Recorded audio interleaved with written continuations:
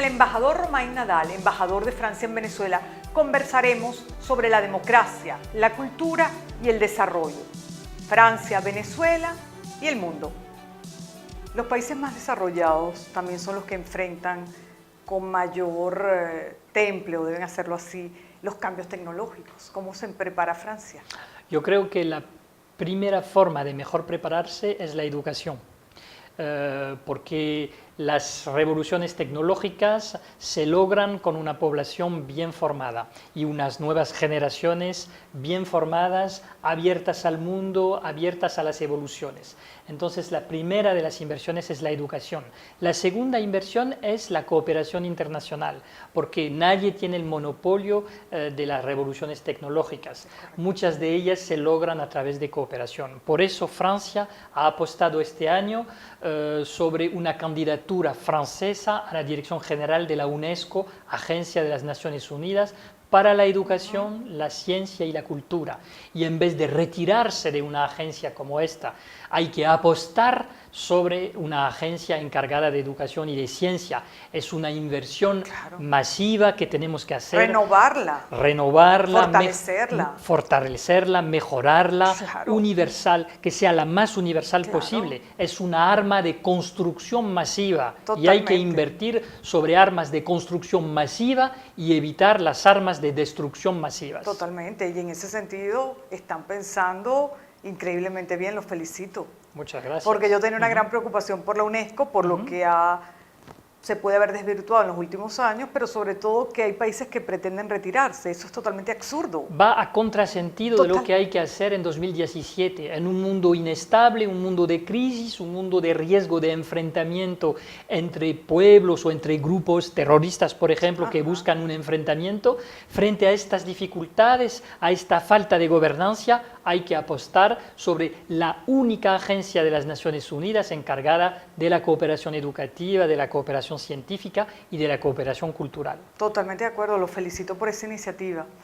Embajador, uno en estos tiempos tiene que pensar en uno de los grandes retos, y uno de los grandes retos, sin duda, así como es fortalecer la educación y la cultura para fortalecer los países y las clases medias y apostar al desarrollo, también es el fortalecimiento de la democracia. Pero la democracia hoy en día tiene nuevos retos, los populismos. Unos nuevos, otros no tan nuevos, pero estamos viendo populismos de derecha y de izquierda, populismos que hablan de pobreza, pero populismos que hablan de riqueza.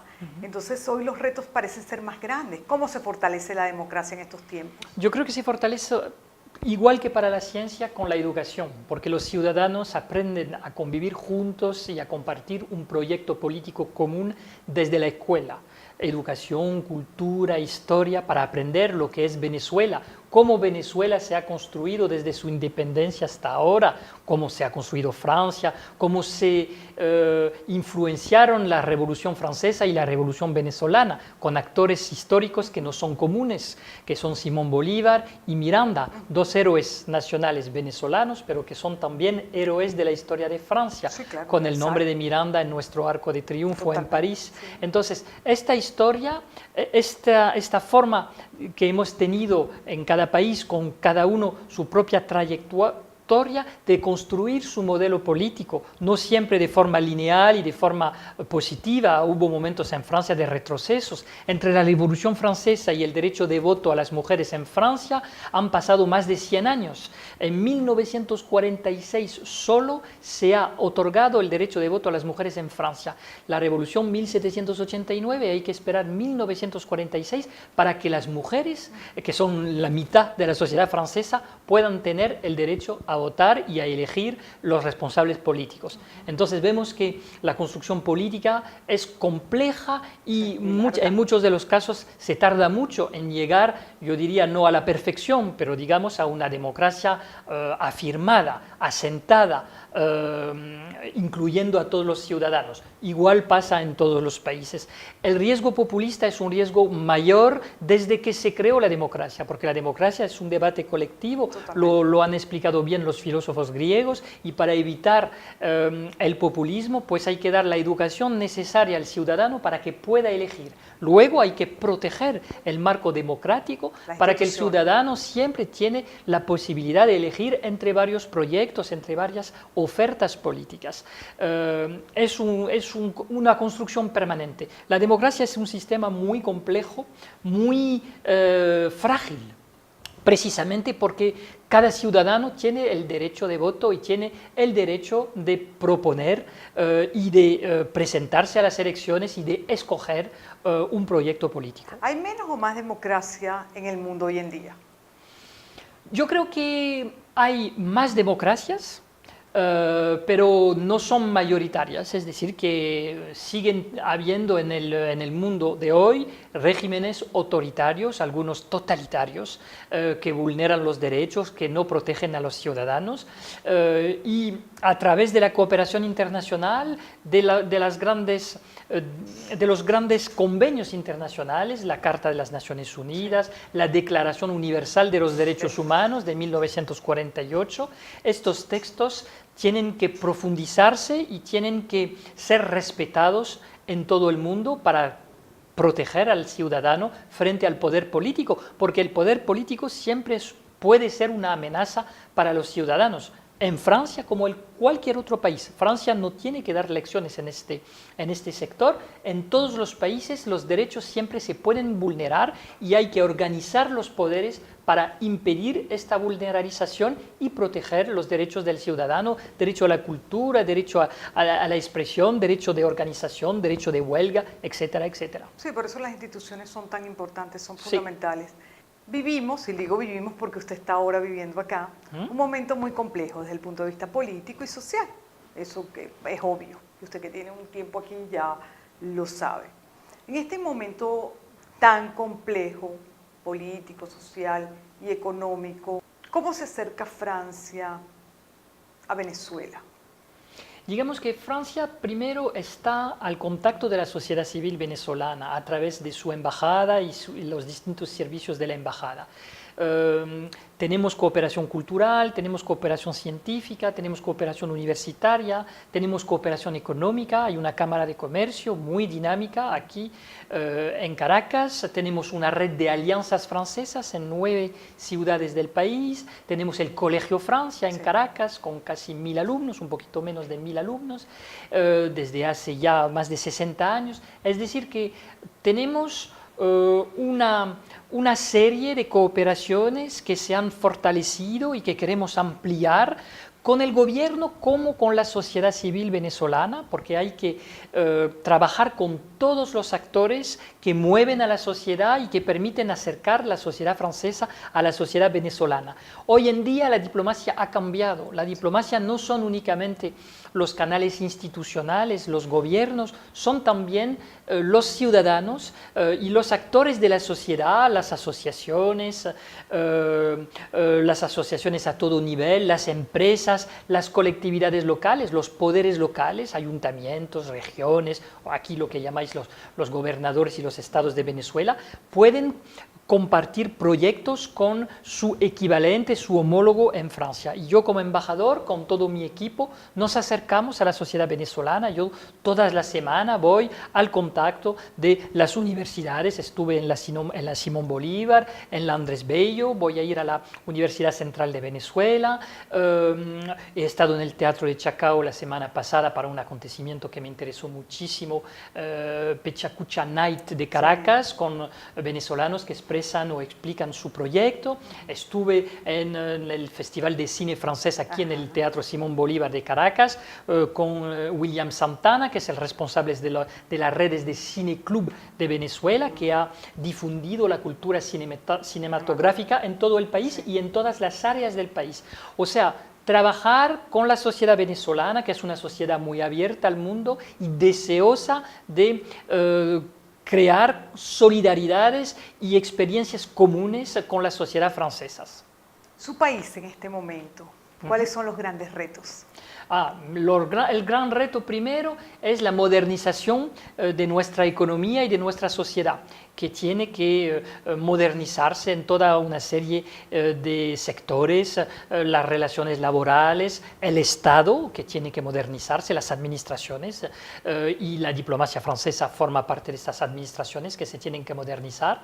Tenemos que cambiar también la construcción europea, que está atravesando una crisis de crecimiento, de cierto modo, ha logrado un gran éxito, que es la paz entre todos los países, 28, pero tiene dificultades también. Un país ha decidido de salir, el Reino Unido, entonces tenemos que modificar este proyecto europeo y probablemente aproximarlo más del ciudadano europeo, que de vez en cuando duda de la pertinencia de la construcción europea o de su eficacia.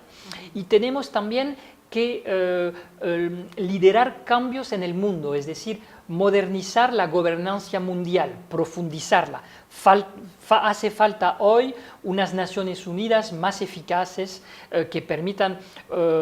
más actualizadas a los tiempos que corren. Sí, ya, por ejemplo, en el trabajo de mantenimiento de la paz, las Naciones Unidas no logran siempre el objetivo de mantenimiento de la paz y de la seguridad internacional. La protección del medio ambiente es el gran reto que tenemos y esta semana se reúne en Bonn, en Alemania, la COP23, que es decir, la reunión de todos los estados que participan en la lucha para proteger el clima, para luchar contra el cambio climático. Que el anterior fue en París. Exactamente, fue en París en el 2015, logramos un acuerdo universal, pero que está amenazado por un estado que han anunciado su retiro, pero de nuevo, este retiro, esta retirada no tiene sentido. Hay un consenso internacional hoy en día, incluso en Estados Unidos, sobre el daño que está haciendo la productividad económica y los gases a efectos invernaderos sobre el clima. Hemos vivido huracanes terribles, Sí. Este año es el más caluroso del siglo y los 5 últimos años son los años más calurosos que ha tenido la humanidad. Entonces, frente a este reto hay que unirse, hay que trabajar juntos, fijar objetivos comunes, lo podemos lograr, pero no trabajando de forma aislada o de forma egoísta. Hay que compartir experiencia, compartir el dinero y el presupuesto para ayudar a los países más débiles, y el país que está presidiendo la conferencia de Bonn es el primer país afectado por el cambio climático, porque es un estado insular, en la isla Fiji, que es amenazada en su porvenir, en su seguridad por el cambio climático, y hay que apoyar a este estado que preside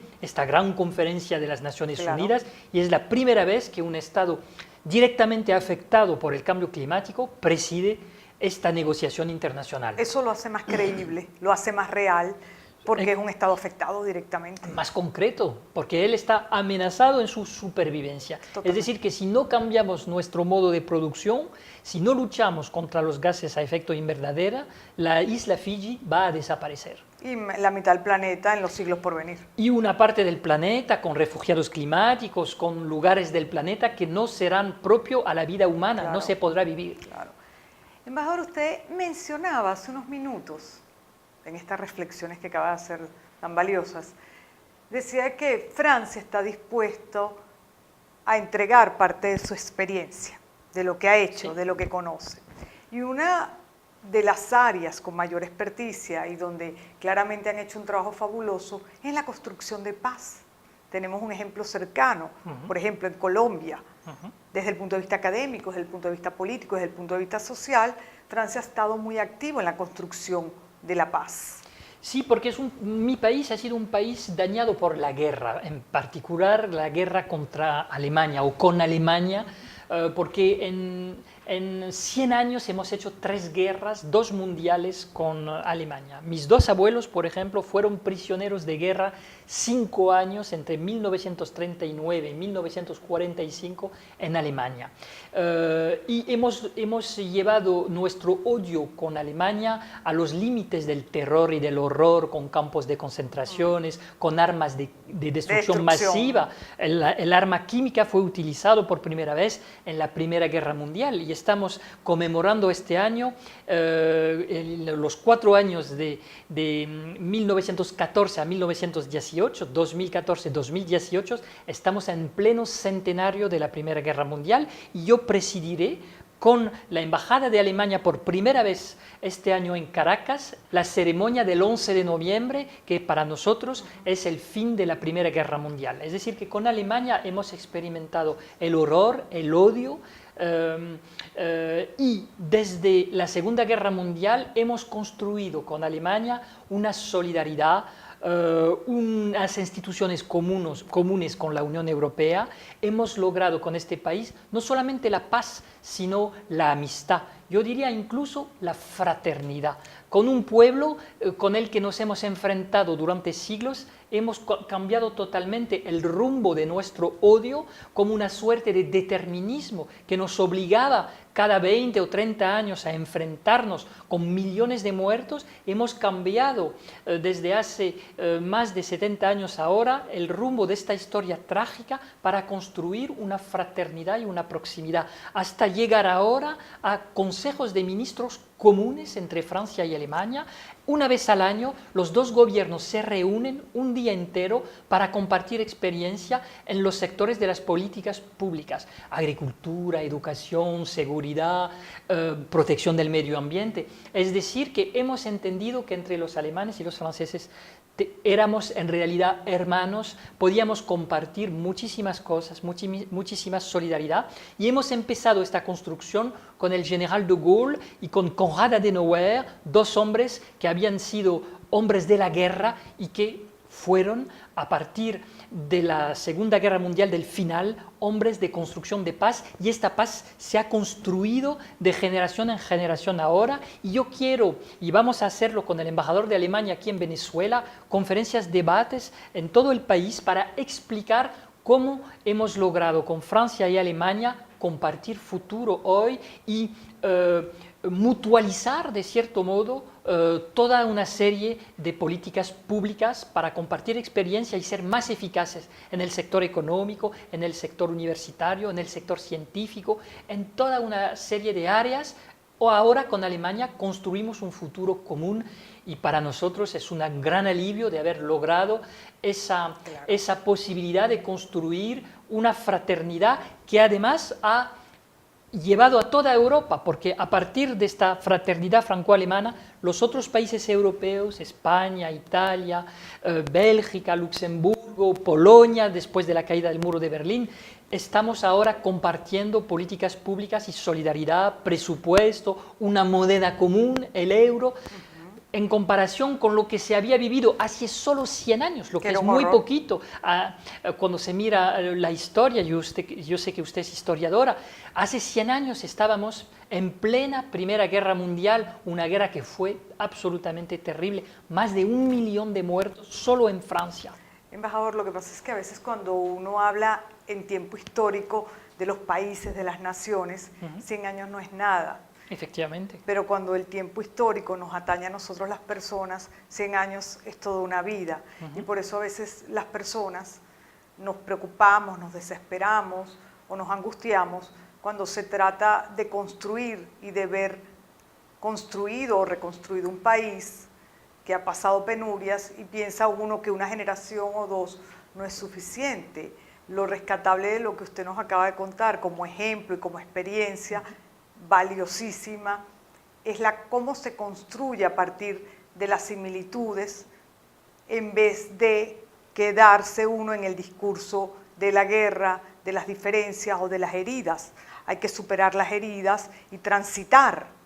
Absolutamente. Un gran país ejemplo europeo de esto es España, que conoció una guerra civil, conoció una dictadura muy larga y que logró, después de la muerte de Franco, una transición que pensamos modélica en Europa, porque supo reunir a los actores políticos, a los actores de la sociedad española y salir adelante el país, construir un futuro. Ingresó en la Unión Europea en 1986 y hoy en día España es uno de los actores más dinámicos de la construcción europea. Entonces, sin dar lecciones a nadie, yo creo que en Europa es un continente que ha experimentado momentos muy difíciles, crisis políticas muy graves, guerras muy graves, pero que ha logrado también construir la paz. Incluso en la Europa del Este, después de la caída del muro, hubo también momentos muy difíciles. Yo pienso a la guerra de ex-Yugoslavia, que provocaron muchísimas muertes, masacres. Srebrenica, por ejemplo, terrible masacre de 8.000 personas, musulmanes en mayoría. Pues desde esta época, desgraciadamente, marcada por la guerra, hace 20 años solo, hemos logrado también gracias a la ayuda de la Unión Europea, fomentar paz y estabilidad en la Europa de los Balcanes. Toda esta experiencia está a disposición de los demás países, de Venezuela si les interesa, para saber cómo mejor lograr estabilidad, aproximación dentro de una sociedad, un diálogo donde la gente se reconozca. Las diferencias siguen, los proyectos políticos siguen, pero el reconocimiento, la forma de dialogar entre Venezuela y Colombia, yo pienso para América Latina también puede ser interesante esta experiencia de integración regional. No olvidemos que uno de los primeros en haber soñado integración regional es el gran Simón Bolívar, que él tenía la visión de una América Latina una visión en el siglo XVIII, que era entonces precursor de lo que podía ser una unión de pueblos, una unión de países y de naciones. Y hoy más que nunca, si tenemos varios países que compartimos la Amazonia, casi nada, lo más importante que tiene como pulmón el mundo. Efectivamente. Embajador, a lo mejor tiene como reto usted propiciar con Alemania aquí también algún tipo de foro o encuentro que permita a todos los actores políticos de Venezuela, de los diversos sectores, de los diversos colores, ver, analizar y escuchar lo que ha pasado en otros contextos de guerras, de posguerras, de dificultades económicas, de crisis sociales y cómo se ha salido adelante, porque al final la solución está en los propios ciudadanos de cada país. Es lo que tratamos de hacer con nuestros socios de la Unión Europea aquí en Venezuela. Yo llegué en el mes de junio y desde entonces participo en muchos debates, conferencias, debates, programas de televisión, de radio, voy a universidades y vamos a seguir haciéndolo con el embajador de Alemania y con los demás embajadores, el embajador de España, de Portugal, explicando cómo se puede lograr un consenso dentro de una sociedad o cómo se puede establecer un diálogo. En el mes de enero, a finales del mes de enero, organizaremos aquí en Caracas una Noche de las Ideas, que estará basada precisamente sobre el tema del diálogo político. Cómo en una sociedad se puede establecer un diálogo respetuoso de las tendencias políticas y de los proyectos políticos. Queremos compartirlo porque tampoco nosotros, incluso en Francia, salimos de un año electoral en Francia que fue difícil, una elección presidencial muy tensa porque nuestra sociedad es muy tensa, tenemos también extremismo, tenemos proyectos políticos que son muy conflictivos, pues precisamente queremos compartir con intelectuales venezolanos, actores políticos venezolanos, esta experiencia y ver cómo se hace el diálogo político aquí, cómo se hace en Francia y en otros países y cómo mejorar los mecanismos del diálogo político en todos nuestros países, porque ningún país puede dar lecciones sobre este tema, pero podemos compartir experiencia y juntos mejorar las condiciones de vida de nuestras democracias y del debate político. Nutrirnos. Entonces, sí, nutrirnos los unos de los otros. Yo creo que ningún país tiene la verdad o tiene el modelo político ideal. Todos podemos inspirarnos los unos de los otros. Esto es, yo creo, una de las grandes lecciones del mundo de hoy. Tenemos que compartir experiencias y además las nuevas tecnologías nos permiten hoy tener contacto directo con la realidad de otros países y eso nos puede inspirar, nos abre la mente, nos permite descubrir otro tipo de debate democrático o otra forma de organización institucional que puede ser provechosa, incluso puede ser algo de repelente, es decir, no queremos este tipo de modelo, pero por lo menos nos inspiramos, dialogamos, siempre el diálogo, el encuentro entre naciones permite mejorar.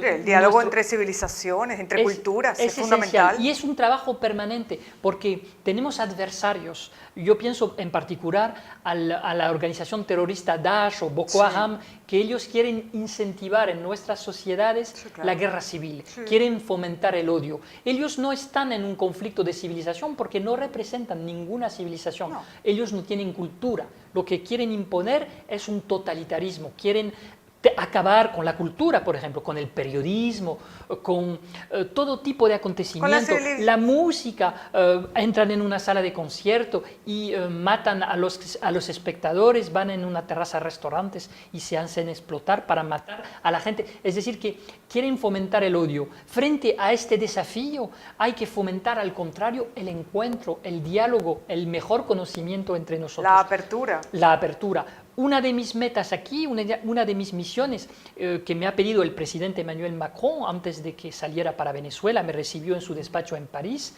el 16 de junio, yo cogí el avión para llegar a Caracas el 18, me dijo tienes que apostar sobre la juventud venezolana y fomentar intercambios universitarios y escolares.